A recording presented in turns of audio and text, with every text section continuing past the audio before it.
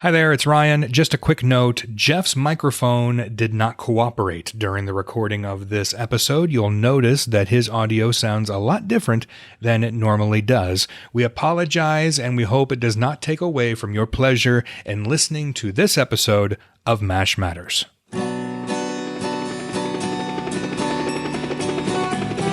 Attention all personnel. Incoming podcast. This is MASH Matters. Will you still need me?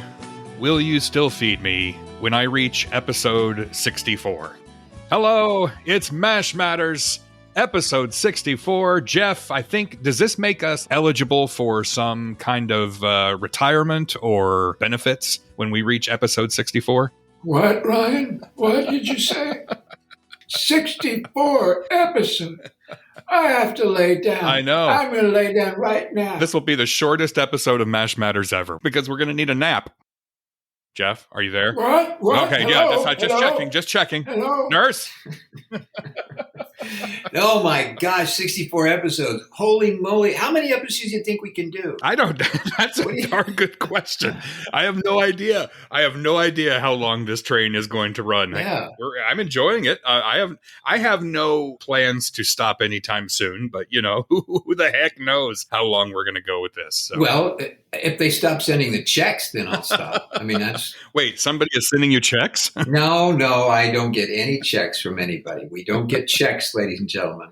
We do this from the love and from our heart. Yes. We make no serious money at all, though we wouldn't deny anyone from doing that for us. Right, yeah. But we don't make any money because we love doing it. Yeah, I mean, we appreciate our Patreon supporters. Oh my gosh, do we appreciate the Patreon. We'll salute them later in the episode, but you know, because of Patreon, they help us pay the bills because podcasting is not free. It's you get these episodes for free, but podcasting is not free. It can be a little pricey at times. So we appreciate everybody who does support us and helps us to pay the bills and keep the show on the air. Even do you say even on the air? I mean, we're not on the radio. I guess no, we're not on the radio. Out in the podosphere. Podosphere? Oh my God, you just made a new word, the podosphere. That sounds like a ride in Disneyland or something. Right? I want to go on the podosphere, Mom. Oh, shut up already. We'll go later.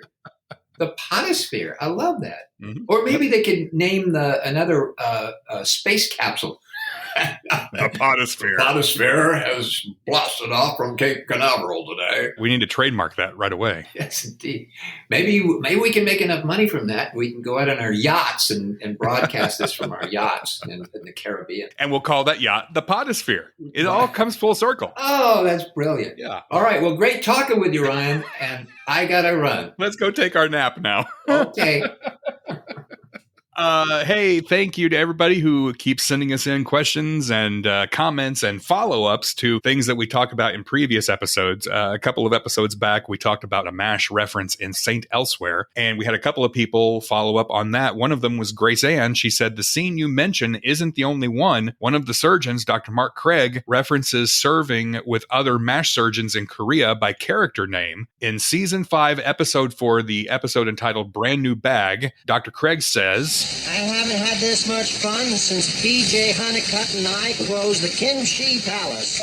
Clearly, the writer's room for Saint Elsewhere had at least one MASH devotee at the table. Yeah, so there you heard, and that's William Daniels playing Dr. Mark Craig. So there's another Saint Elsewhere connection, but that's not the only Saint Elsewhere connection, Jeff. Todd says, love the podcast, but must admit, I don't listen in order. What's the matter with you, Todd?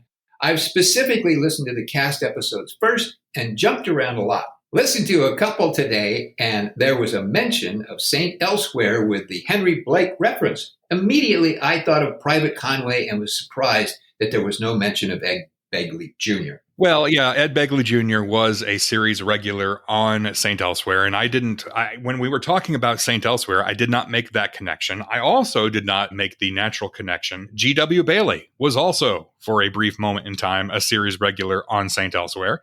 and Ed Flanders, also a series regular on St. Elsewhere. Ed Flanders playing the director of Yankee Doodle Doctor in that episode of MASH. So there are several connections to MASH through St. Elsewhere. I just had a brain fart and didn't think about that when we were discussing it in that previous episode. St. Elsewhere isn't the only medical drama on TV that has a MASH connection. We have a message from Samantha saying, "Hey, Jeff and Ryan. Thank you for this awesome podcast. It has been so fun listening to the interviews and hearing the insights. My dad and I watch the show every time I visit, and he knows every line. It's always been a special show to us. I recently heard you read a listener's message about having a MASH nod in a show like Blue Bloods. I wanted to let you know that there are 2 nods to MASH in the show Grey's Anatomy. Season 6, Episode 18 of Grey's Anatomy is called Suicide is Painless and features flashbacks to Dr. Owen Hunt's time in the military as an Army doctor. It deals with his PTSD from the war, particularly after he was in an explosion in a vehicle and everyone, including his friend Dan, died except for him. It's a pretty dark episode. Oh, by the way, everybody, spoiler alert, Dan dies. And then in Season 8, Episode 22, Dr. Christina Yang is taking her board exam, and the examiner challenges her on a procedure. When he follows up with her about why she seems hostile, she says, "Earlier, when I said I was okay with that open procedure, I wasn't. That might have been okay when, like, Hawkeye and BJ did it on MASH, but this being the new century and all, I would have, as I said earlier, treated it endoscopically." Anyway, I thought you two might enjoy a little trivia about MASH being mentioned in one of the most popular current medical TV shows. Keep up the great work. Well, thank you, Samantha. I am not a Grey's Anatomy watcher, so I did not know anything about those references. Well, I found the episode. You heard the clip there. What's interesting, though, is that the medical examiner that's questioning her is played by William Daniels, who played Dr. Mark Craig on St. Elsewhere. Wow. Yeah, I'm right. Holy moly. All paths go through St. Eligius and the MASH 4077. I think it all ends with Kevin Bacon, doesn't it? Isn't that where it stops? Yes. Our good friend Timothy says, in episode Friends and Enemies, Hawkeye puts some medicine on BJ's ingrown toenail. Do you have any idea what that would be? I've been in the medical field for 20 years, and I have no idea. Maybe it's an outdated treatment.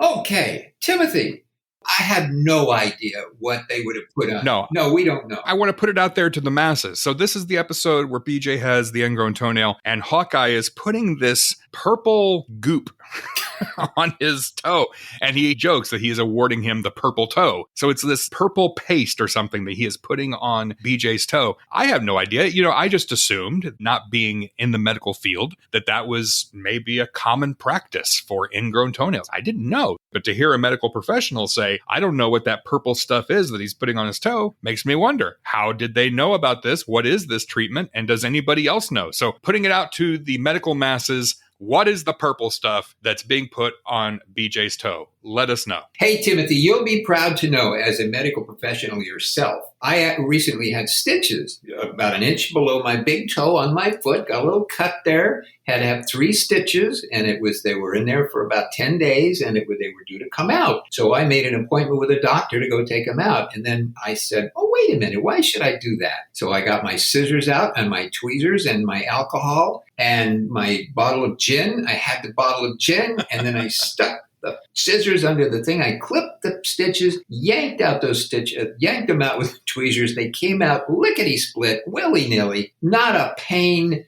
drop of nothing. It was just perfect. So I'm very proud. I, strutted around the house for a couple of hours thinking, being empowered. So yes, ladies and gentlemen, if you have stitches, just yank them out by yourself. It's okay. Even if you have a, open heart surgery and you have a bunch of them, go ahead and do it. Jeff Maxwell is not a medical professional. He only played the cook of medical professionals on television. Please do not follow any medical advice from this podcast. Please consult your doctor, a real doctor, not a TV doctor. Thank you. And I must add to that, if you do something that I have recommended and you have a very serious physical incident from it, please contact my personal attorney, Mr. Les Abel. He's a wonderful guy, terrific attorney. You're going to love him. He's a crummy golfer, but he's a great guy. Les Abel in Los Angeles, California. Please call him, not me.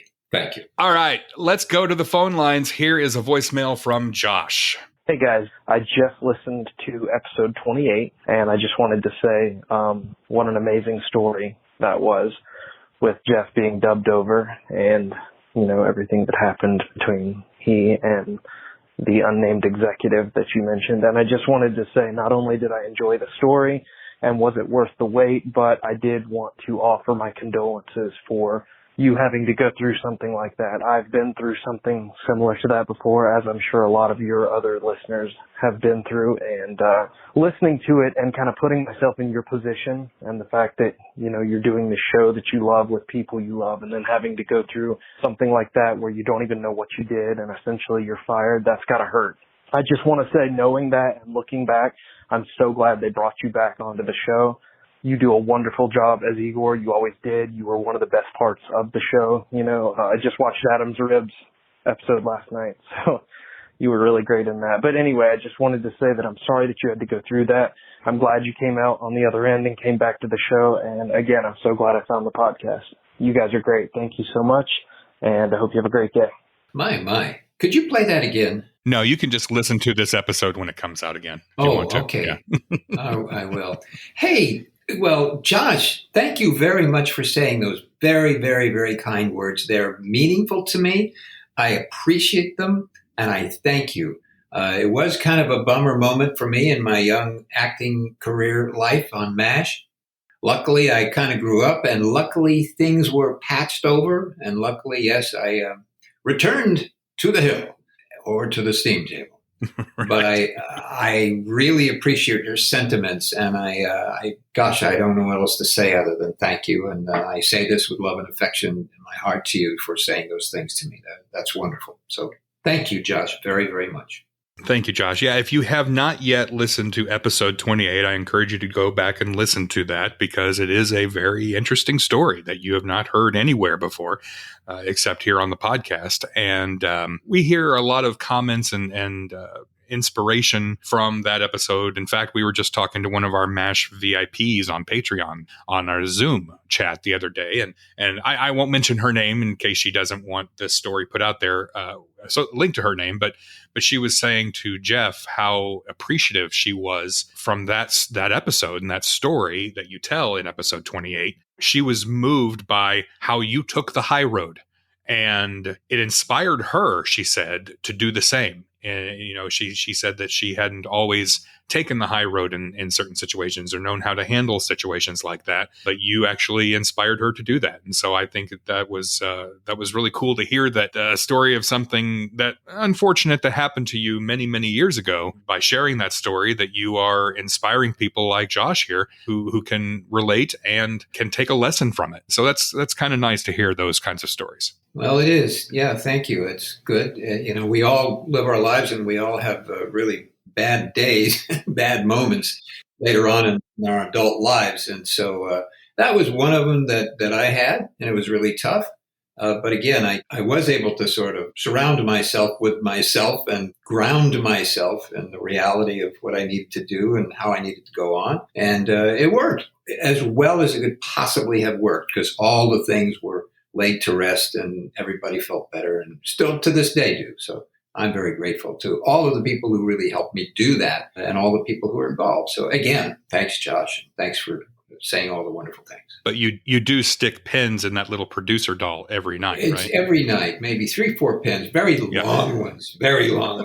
And they have spikes on them, and I put them in, and I take them out, and I put them back in. Another great thing has been hearing from younger listeners. Here's another one. Hi, Jeff and Ryan. My name is Raven, and I am a 16-year-old from East Tennessee who loves MASH. I discovered MASH only at the beginning of this year through a MeTV commercial which mentioned a MASH episode, specifically the Point of View episode, written by Ken Levine and David Isaacs. Yeah. I became interested and watched that episode and immediately fell in love. I then went and watched the entire series and a little later rewatched the series. I absolutely love it. For one thing, the characters are so lovable and amazing, and the actors are even better. It makes me happy seeing how humble and appreciative and happy all of the cast are in their accomplishments. Even though I've only known about the show for a few months, you all are like family to me. It's good to know that I'm not the only young person who loves the show. My family never thought I would get into it. They don't understand what I like about it. They think it's boring. But I think it's magical. I discovered your podcast a few weeks ago and have caught up on all the episodes, and I love it. You guys are doing great, and I hope you keep it up for a long time. There is more I want to say, and I have a few questions, but I'll save those for another email. Also, you guys are awesome and really sweet. Thanks for taking the time to read this super long email. Well, thank you, Raven, for writing your super long email. It's, again, so great to hear from younger MASH fans. And your family, they think it's boring. Well, your family is wrong. It's your family. No, they're not right. We got to talk to them, Ryan. This is not good. Yeah. Ooh, yeah. Gee, Raven, how did you make it through to 16 even? And Sharon says, I'm still catching up on past episodes, and on number 49, the lady whose rabbit watched MASH was mentioned in brief. This reminded me of my cat, Taylor, who loves watching TV, and in particular, TV Land's reruns of MASH. Here's photo proof. Aha! And she sent us a photo of her cat Taylor watching MASH. And this might be the most adorable photo I've seen in a long, long time. And the cat happens to be watching Alan Alda. He's got a great close-up. Yes. And it is a really cute shot of Alan and a really adorable shot of the cat. And here's what I'm going to do, Sharon. I am going to send that picture to Alan and say, Sharon sent this to us, and I'm going to send him the picture of the kitty watching him. That's great. We will also post the photo on our website for the show notes for this episode 64 at mashmatters.com. And hey, if you have other photos of, if your pet watches MASH, or you have a pet whose name was inspired by MASH or whatever, just like my dog Walter, please send us pictures, because we love pictures of your pets. Unless you have a pet mouse or a pet snake. Or a pet black widow. I don't want to see that. Yeah, or a tarantula even. I don't care. Well, maybe a tarantula. They're kind of cool. They're furry. They're furry, cute. and I don't think they have poison. Black widows. Although I understand that black widows, even though they bite you, unless you're very elderly, which it's possible, or a very, very young person, like a baby, if a black widow spider bites a baby or a very elderly person, it can have a very bad effect. But normally it makes you go ouch at the sight, but it doesn't really kill you. Again, please do not take any medical advice from this podcast. If you are bitten by a black widow spider, please seek medical attention. It's okay, Doc. Igor told me I'm not going to die from this. It'll be fine. Attorney Les Abel, please. Attorney Les Abel in Los Angeles, California. A message from one of our other Patreon VIPs. This is coming from Mark. He says, in Season 5, Episode 1, Bug Out Part 1, about 6 minutes and 40 seconds into the episode, a delirious patient grabs and hugs Frank Burns while screaming, Alice, Alice. That sure sounds like Jeff's voice. Did Jeff do a voiceover for that scene? Keep up the great work. By the way, he also notes that this is the episode where BJ refers to you as Salkowitz. So you may have gotten a workout in this episode, Jeff. Gee. Here's an audio clip. Let's go to the audio tape. Okay. Here we go. Alice! Alice! Let me go! Let me go! Oh, give him a break, Alice. You're the first woman he's seen in months. So I agree with Mark that it certainly does sound like your voice. Alice, Alice. Hey, Alice. Hey, Alice. Hey, Alice. Yeah, kind of.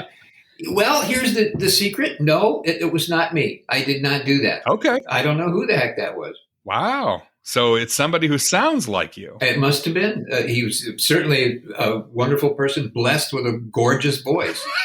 He obviously mistaken for me. It happens. Get me a Jeff Maxwell type. Yeah. They get that Alice guy. He was good. Yeah, because if you watch the episode and you listen to that, it's obviously recorded after the fact, ADR, and dropped over the audio. And maybe it is the same actor who's saying it, but it's not live. You can tell that that's been recorded. So I can see why Mark and probably others, including myself, thought maybe that was your voice, but evidently no. That must have been the actor playing Igor, because you were playing Salkowitz in this episode. Yeah, I'm very confused now. I'm so mixed up. Did they hire Salkowitz to say Alice, or did he imitate Igor? I don't know. Actually, her full name is Alice Salkowitz, too. Alice Salkowitz. Yeah. It's a fun fact. Wasn't that a movie with Dustin Hoffman? It was, yes. He was good in that. All right, let's go to the phone lines. Here is a voicemail. Hey, Jeff. This is Sean from New Mexico. I just recently found your show on Spotify, and I've been listening to every episode. My question is, do you have any good Dennis Troy stories? I know he was a very rare actor. He did work on MASH throughout the seasons as different personalities. He's a driver, medic aide, what have you. But just wondering if you have any good Dennis Troy stories. And I just recently found out that a good friend, Smiling Jack, had died, so please give him good to do on your show. Thank you. Okay, so two things here. We did talk a little bit about Dennis Troy way back, episode number 6, actually. We talked about Dennis and Roy. Dennis is one of those faces you saw in a lot of episodes, just like Roy. He usually didn't have a line. Every now and then he would have a quick little short line. They did give him a line in the finale, which was very nice. I'm going back to Colorado. My father-in-law's got a ranch there. He always had like his glasses and a mustache, and he was just always that guy. You saw him a lot, but you may not know his name. And you've talked a little bit about him throughout the years of doing this podcast, but what are some memories that you have of Dennis Troy? Well, Dennis was a terrific guy. It was kind of a little team, Dennis and Roy, because Dennis and Roy had actually worked as stand-ins on Hogan's Heroes. And so they'd known each other for a long, long time. And Gene Reynolds, I believe, I'm pretty sure I'm saying this accurately, but Gene Reynolds, because he knew them and liked them a lot, he brought them to MASH when they started MASH. And Roy became Gary Berghoff's stand-in, and Dennis was Wayne Rogers' stand-in. And there was another gentleman who was Alan Alda's stand-in at the time. But that's how they kind of started there. And as the show progressed and people are given those lines, because Roy and Dennis were so, loyal to the show, and they really were. They were there from the very beginning to the very end. They each got parts and stuff, and so we would see Dennis throughout all the 11 years of the show. He was a terrific guy with a wonderful personality, great laugh. He sort of fancied himself as a stuntman and volunteered, well, we got to have somebody get hit by the Jeep. I'll do it. So Dennis was the first guy to raise his hand. And, by golly, he did it pretty well. And so he would do some of the stunts that you'd see various people, having to fall down or whatever. They would use him as a stuntman, and he was pretty good. I was always terrified that he was going to be hurt, but he never was. He had a terrible toupee, and he would wear it, and it would be crooked from time to time, and that was kind of funny. Roy and Dennis, though they loved each other and they were such good friends, were like oil and water.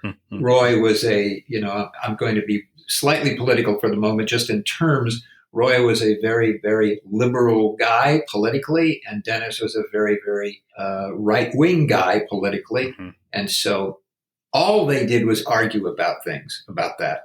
It was really, really fun to listen to them. They go at each other all day long.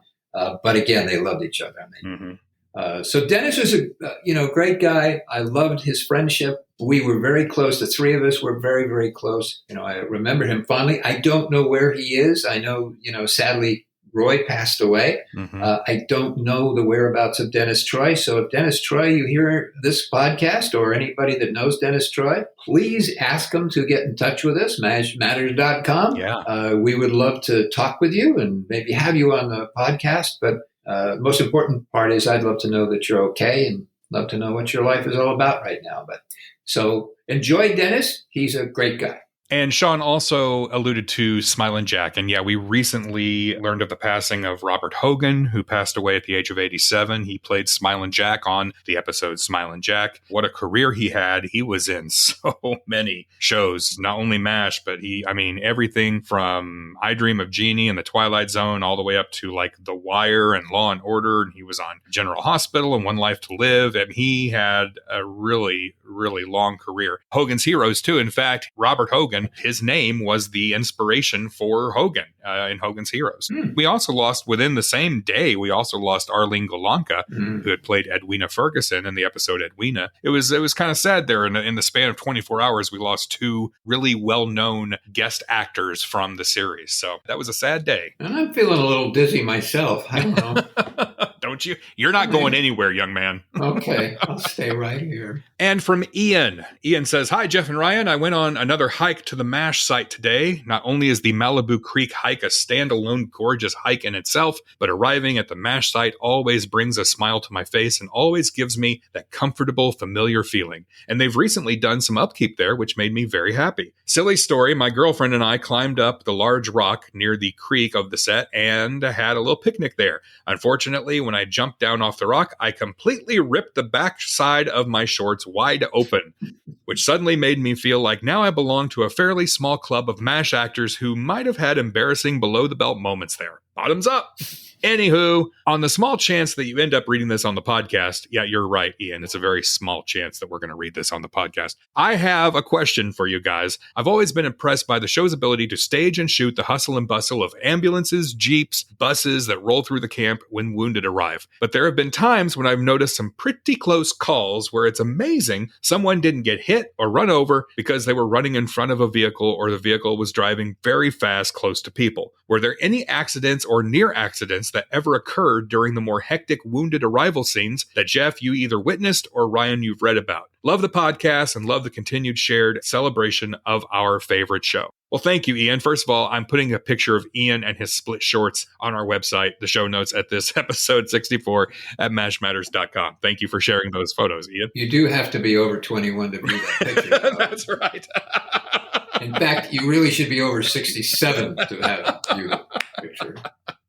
But he's right. There were when you see like the choppers coming in and you see those buses and those ambulances rolling in, there are people running all over the place. And it does seem like it would be a miracle if there was never an incident where somebody got tagged by a Jeep or something in all of that. Matt, do you remember anything, Jeff, happening at the ranch? I don't remember any accidents ever happening. I don't. And that kind of goes back to Dennis Troy.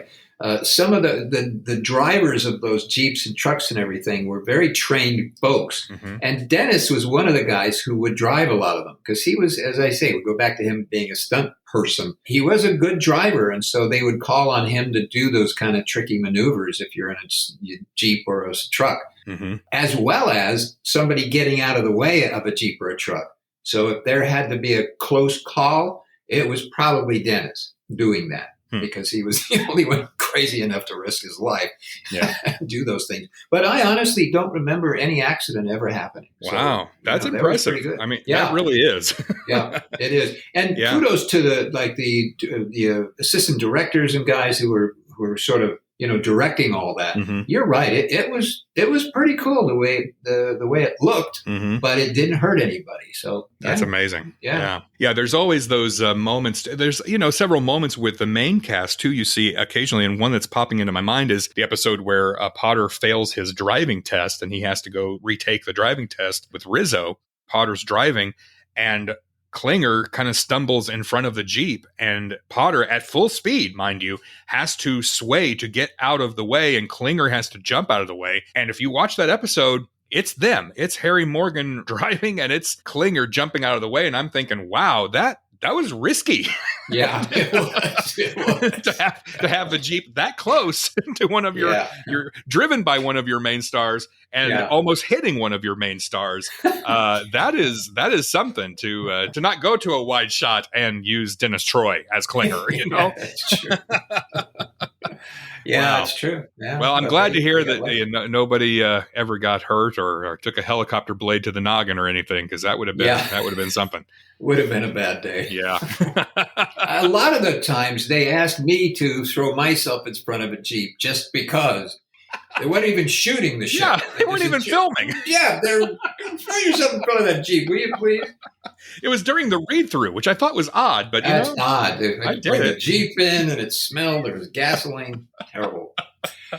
Our dear friend Priscilla, our Patreon VIP, Hello, Jeff and Ryan. As many before me have written, I love the podcast and the vision you two have for it, and it's helped immensely during this hellish year of uncertainty and hate. Wow, that alone, I got to lay down and think about just that. Ryan, thank you for reaching out to Jeff with this idea of a podcast about a show that ended before I was born and is still popular.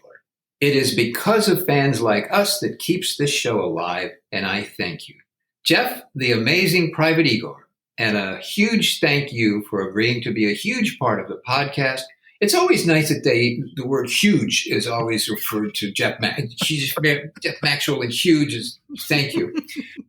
No comment. Being a huge part of this podcast by dedicating your time and showing the love you have for us. It has been amazing so far listening to your stories and fondness of your time on the show. But enough of the small talk, fellas. What you're doing collectively has been something I have always dreamed of. History of not only my favorite show of all time, but history of the world before I was even a twinkle in my mother's eye. Well, this is making me feel a little old, Ryan. I'm sorry. I went ahead and took my nap. Oh, yeah, okay.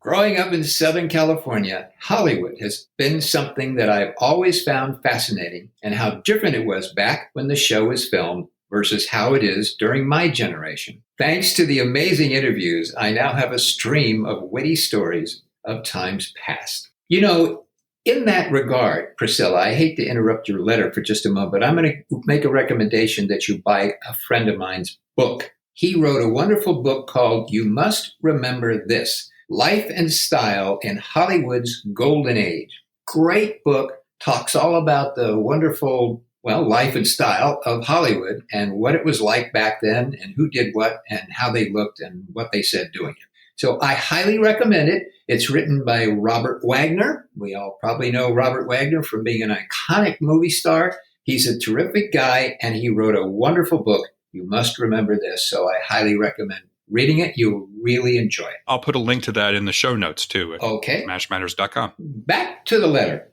MASH has always been a large part of my life, watching with my grandparents. Growing up for me was difficult at times, and MASH was always there to cheer me up, like coming home to a group of friends.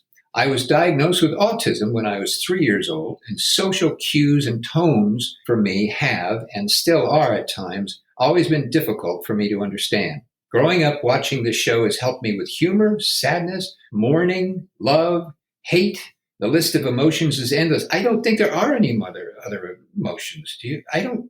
That's it, isn't it? Humor, sadness, mourning, love, hate. What else is there? Hunger? Maybe I'm just hungry. I don't know. The entire cast and crew, in their own way, helped me understand the world around me. I truly can empathize with the characters and, in return, better understand emotions of all kinds and how to deal with them when the chips are down. Hawkeye, always there to offer a drink and jokes with Trapper or BJ by his side. Our father, Francis Mulcahy, who loved and cared for all as we all should. Major Hot Lips to show us that we can change from our toxic ways and become a better person. Klinger, Radar, Igor, and the rest of the non-coms always treating you like one of the guys. Colonel Potter, eternally offering good advice with a stiff belt. And finally, my beloved Charles Emerson Winchester III. Though his blue blood stinks at times, he has a heart of gold and compassionate soul. So as I end my semi-love letter to the show, I don't think it's a semi-love letter. I think it is a love letter. I think she's head over heels. Yeah. I think that's true. I want to thank both Ryan and Jeff for the amazing podcast and congratulate them on finishing this very long letter.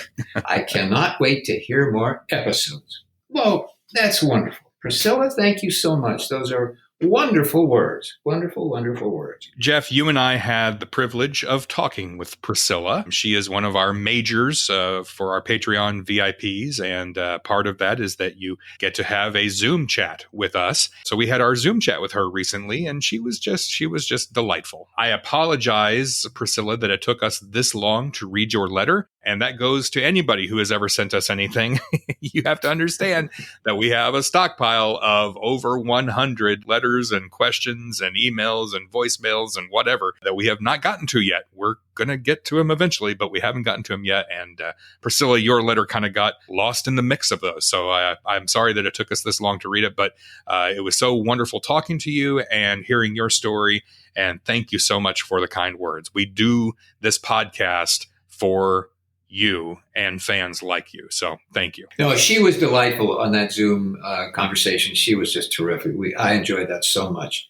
And she has a fiance. I guess she's about to get married. Yeah. And we tried to get the fiance on the call, but he just wouldn't do it. We didn't meet him, but we did meet her cat, Loki. That was a good trade-off. The cat loves MASH as well. So there's 2 cats now that watch MASH. We have 2 cats, 1 mouse, a snake, a tarantula. Whatever you need. We got it here at the MASH Zoo.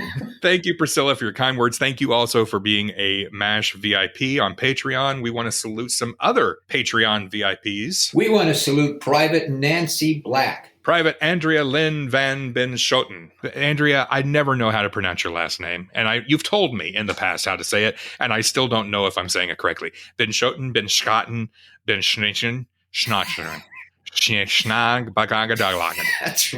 That's beautiful. Gosh, that was beautiful. Thank you. Corporal David Ezell. Corporal Jennifer Gibbons, who recently was promoted from private. Well, congratulations, Jennifer. Yeah. All right. I'm saluting you right now. You can't see me, but I'm doing it. And Captain Greg Richter. Captain Christo Cheris. Major Mark Preter. And Major Gabrielle Fortier. Thank you for being a VIP with Patreon.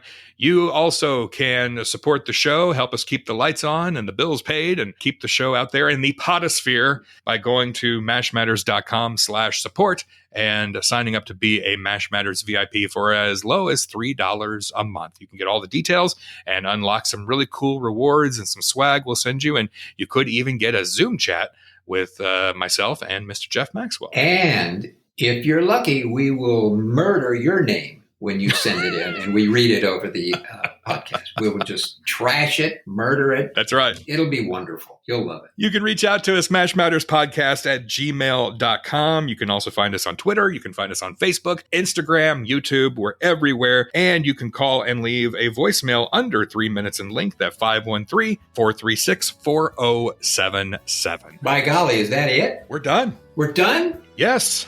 I'm going to go outside and see if I can see any Black Widow spiders. They might be watching the show right now. Until next time, here's looking up your old address.